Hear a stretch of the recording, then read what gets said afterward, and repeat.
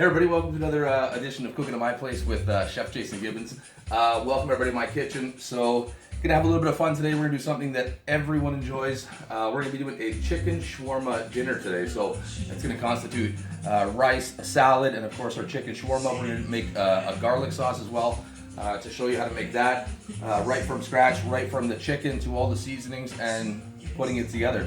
So first, the music today. So, given the fact with using some other people's music and copyright and stuff, I thought that I would just use my own music. Some of you that have known me a long time know that I used to do some music production, writing, and singing. So this song is Jace Leaving Tonight. I made it some time back. You can look at it on YouTube, Jace Leaving Tonight. So check that out. So if you don't like my cooking, you might like my music. So let's get started. So today, we have a really vast array of ingredients. So to start it all off, we're gonna get into the chicken. So I have here about just under 2 pounds of chicken. This is a mix of boneless, skinless thigh and chicken breast. So I've kind of left the chicken thighs as their own size, like I didn't cut them down. The chicken breast, however, I did. For that reason, we want to season them, put them together, and that's going to be baked in the oven. Now, I can't emphasize enough when you make this dish, try to think about this a day or so out because you want this chicken to marinate. The longer it marinates, the better. It's going to be right infused into that chicken, and it's going to be fantastic. I have already pre-prepared a little bit today, but I'm going to show you the step-by-step getting into marinating that chicken. So today we have some 2 teaspoons of paprika, 1 teaspoon of cinnamon, 2 teaspoons of cumin, 1 tablespoon of turmeric,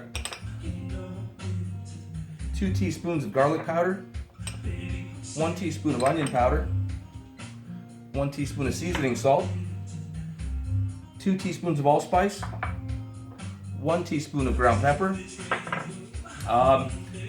and that's basically our basic seasoning for the shawarma. We're also going to use 6 tablespoons of olive oil to get that marinade going. So let's get right into it, and then as we're letting that chicken sit and get ready to throw that in the oven, we'll start getting into working our salad together and showing you what we're going to do to get a nice Lebanese style rice. So first thing I'm going to do here, get yourself a stainless steel bowl. I got to make a little bit of room here. It's getting a little bit crowded. There's a lot of stuff going on here. So I'm going to get my olive oil. 1, 2, 3, 4, 5, 6. So, one for good measure. And to give you a look here, that's your olive oil. So what I emphasize here is that you get your oil and add all your spices to the oil. It'll help you to easily coat that chicken so you're not trying to rub the spices throughout it, and then you might have clumps of different spices in other spots where otherwise wouldn't be there, and then you're gonna bite into a piece of shawarma and say, why is that so salty, or why does that taste so much like cumin? You wanna get all that season mixed up and put throughout the chicken. So, first things first, put in our cinnamon, put in our paprika, our cumin, our turmeric, garlic powder, onion powder, seasoning salt, onion powder again. Sorry, it didn't come out of the little bowl. Pepper, allspice, and some hot sauce. That's about a teaspoon of hot sauce. You can omit that if you want, because at the end of the dish, as you know, when you go out and get shawarma at your favorite takeaway stand, they will say, would you like garlic sauce? And most of you, in a stupefied state, say, yeah, put lots of garlic sauce, put lots of hot sauce. So as you like. I'm gonna squeeze a little bit of fresh lemon. Make sure that you have the pits out. You don't want to be responsible for your buddy's dental bill when he cracks a tooth on a lemon seed or something foolish like that. So there we go. We're gonna get a whisk, and we're gonna whisk that all up. You can see how it's coming together there. I'm gonna add a touch more oil. You want it to be a little bit loose. You don't want it to be a paste exactly. You want it to be a little bit loose so it's gonna cover that chicken nicely. And if you don't have gloves, you're gonna get your hands a little bit messy on this one. So I'm gonna add my chicken to this light marinade. And I'm gonna have to get my hands dirty for a minute here. So don't be afraid. Work that chicken. You gotta get all that marinade right into your chicken. Rub that all around. The best thing that I suggest after doing this is that you get yourself like a freezer bag, a plastic freezer bag, and you put that in there. Just leave it in your fridge and let that go for a day up to 2 days. I mean, like I said, the longer you marinate, the better. Obviously within caution and range of not having your chicken go bad on you. We give our hands a wash, as we always do when we're handling raw chicken, of course. So, I mean, right there from straightforward start to getting that chicken ready, that's what you want. So that's how your chicken's gonna look to get going. Now we would just put this in the fridge and let that marinate. So getting into something different now, some of the other ingredients we have for our salad. You can really do whatever you like with the salad. I mean, it doesn't have to be so traditional as what you would see at your takeaway spots or your Lebanese restaurants or different Iranian or Arabic or Iraqi, pardon me. We've got some pickled turnips, very bright, very vibrant. You can make those at home.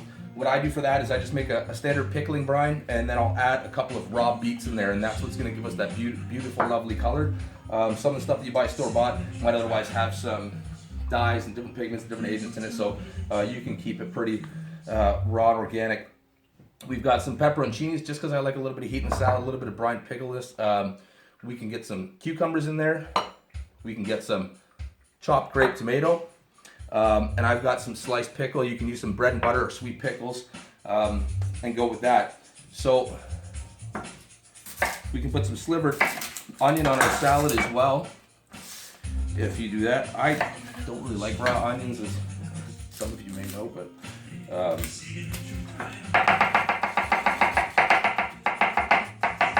so we're gonna get this onion, and we'll throw some of it into our chicken, and we'll rub that around after. That'll help put a little bit of extra flavor in there, and then we can, if you want to really, if you're gonna put onion in the salad, just because onions are a little bit strong, you don't want to overdo it. Just you want them like really vapor thin, like so. So we'll add that to our salad. And we've got some iceberg lettuce. So we'll get that core out of our lettuce, like that. We're going to cut that lettuce in half. We're going to cut away just a little bit of those brown bits on the bottom. And we'll give that just a nice little bit of a coarse chop. And we're going to break that up into our bowl. I'm going to grab another bowl here as we're slowly running out of a little bit of space here. So I'm just going to break up that iceberg, and I just have a red wine vinaigrette. You could use a balsamic, whatever you want, but traditionally when you go to like any of your Arabic restaurants that do the salad, it's generally some iceberg with a wine vinaigrette. So we'll set our iceberg lettuce aside, and then we're going to get into making our garlic sauce. You can make it as garlicky as you like. I'm going to show you the ingredients for that. So I have, and this recipe varies. You can see like a few of the different traditional ones that might omit like mayo or any kind of egg base. You can make this like a vegan style, not vegan, but vegetarian, pardon me, style sauce. So this is 3/4 cup of heavy Balkan sour cream, 3/4 cup of mayonnaise, half a teaspoon of white pepper, half a teaspoon of regular ground pepper, and 3/4 teaspoon of salt. We're gonna add that in. Jeez, get a little crazy here. We've got our lemon wedge here. It's about a 1/4 of a lemon. We're gonna squeeze that juice in there. Once again, make sure there's no pits in there. We don't want any pits getting stuck in our sauce or what have you. And I've also got 3/4 a cup of heavy whipping cream. You can go a little bit lighter, maybe with some 10% or 18%. You might not want to use as much though, because you'll find that your garlic sauce is just going to be a touch too loose. So I'm going to add that. We've got our whisk, and we're going to whisk up our sauce here, like so. And another thing as well with this sauce, you want to let it sit for a couple of days maybe before you use it. Let that garlic really set into your sauce. It's gonna be a really nice flavor and help bring that out, make it nice and strong. So I've got 2 tablespoons of garlic puree. You can use garlic powder. I don't exactly recommend granulated garlic. It just it'll leave a bit of a gritty finish in the sauce that you might not have it break down as well. So you can see that that's like a fairly loose. It's about the consistency of almost like a Caesar dressing or what have you. So I've got some squeeze bottles. I'm going to get a funnel. If you have one, you can buy them at any of your local dollar shops. And I'm going to try to pour that in there like so. I'm just going to tap that down, as we don't want to make a big huge mess and smell like garlic for the rest of the day. Okay, for the sake of time and effort, we're just gonna, that should be good enough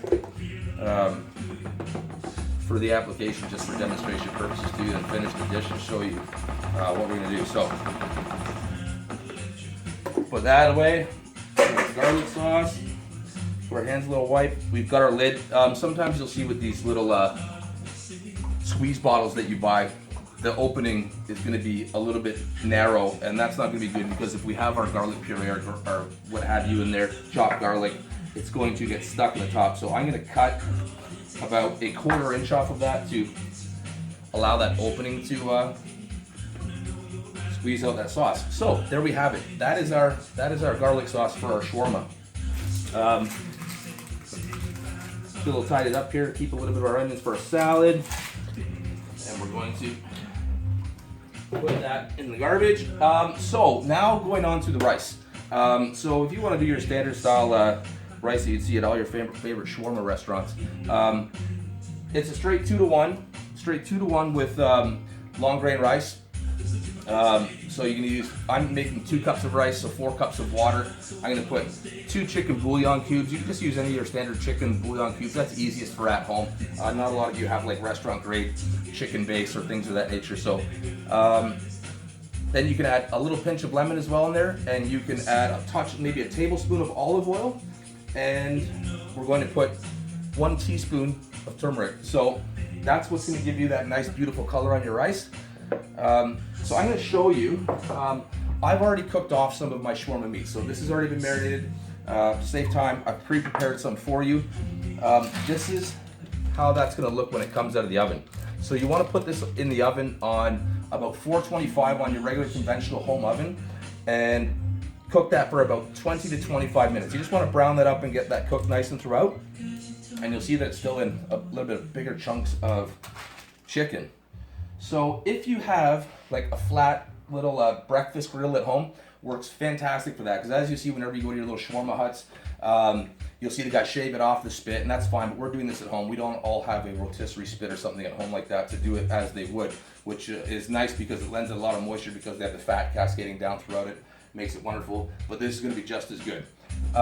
So you'll always see them brown up that meat. So what we're going to do is we're going to take our tongs and start getting some of our meat here, and we're going to chop this up. So I've got my griddle heated up to about medium heat. You can use a frying pan, any kind of a Teflon pan that you might have at home, a non-stick, and go that route. So I'm going to just start cutting this up, and we're going to cut this up into just little smaller morsels, like bite-sized pieces. And so maybe like just a little bit 1/4 inch kind of cubes, so that's going to fry up nice and make for a little bit more comfortable eating. So, all right, there you have it. Chop, chop. Easy peasy, Japanese, yeah? All right, so now we've got our shawarma cut up. You can see, I'll give you a little quick look at that. There you go. So that's all cut up there and kind of shredded up a little bit. I'm going to add, you can see that's starting to get nice and hot now. I'm going to add about a tablespoon of olive oil. If you want, actually in better case scenario, if you really want to use it, it's depending on what your dietary restrictions are, how much cholesterol you want in your body. this oil that's from our marinated chicken is going to serve lovely for that too. So don't be afraid to use that. You can hear that start to sizzle up nice.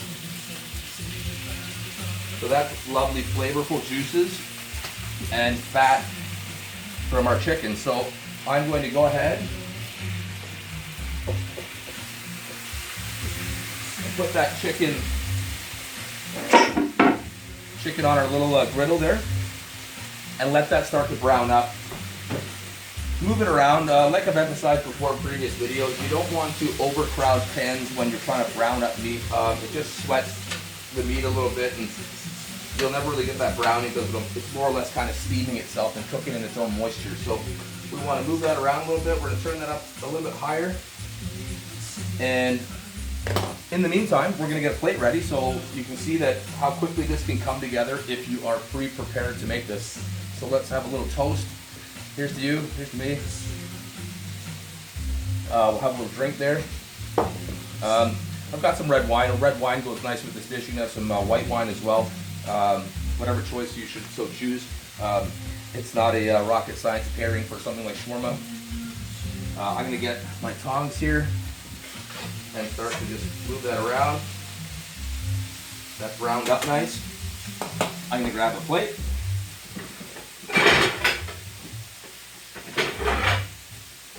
A lot of stuff in my cupboards.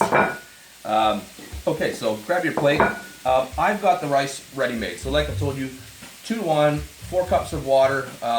You can add 2 chicken bouillon cubes, 1 teaspoon of turmeric, and then you're going to use a little bit of squeeze of lemon juice and a teaspoon of or tablespoon of olive oil, and make your rice up as per normal as you would for any kind of cooked rice.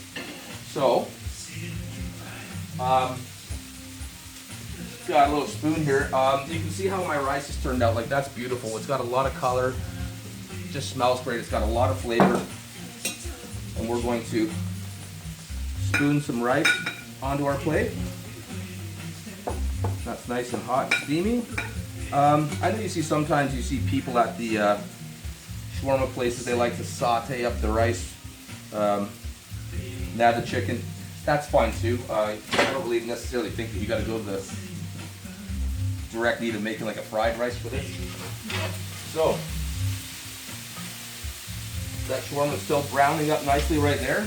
We are going to get some of our iceberg lettuce, our coarse iceberg lettuce, and we are going to, I've got some red wine vinaigrette here that I'm going to put on top of there. So we're going to put a little bit of our vinaigrette on there. We are going to add some of our lovely colorful pickled turnips.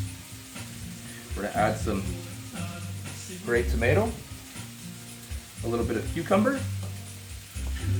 I know the pepperoncini doesn't really scream shawarma to you, but I like to put them in there.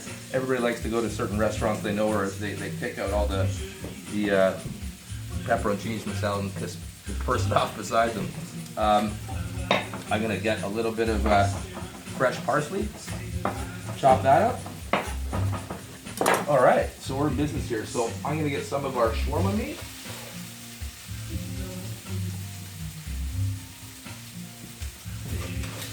Browned up quite nicely.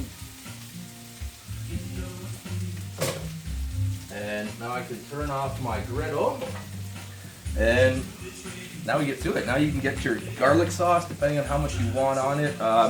So I'm going to go ahead and give that a good layer of that. I like hot sauce, so you can just use any of your typical generic hot sauces. And feel free to add some naan bread or some pita bread with that. And if you so choose, you can put a little bit of slivered onion on top. And we'll finish that with a little bit of pickle and some chopped parsley. And there you have it. Chicken shawarma dinner. It's quite nice, very vibrant, lots of color, and a ton of flavor. This is a very, very flavorful dish. It's something that everybody's going to enjoy. And like I said, it's not really that hard to make. As long as, I can't emphasize enough getting pre-prepared, your mise en place, everything has its place, everything pre-prepared. Get your seasonings ready.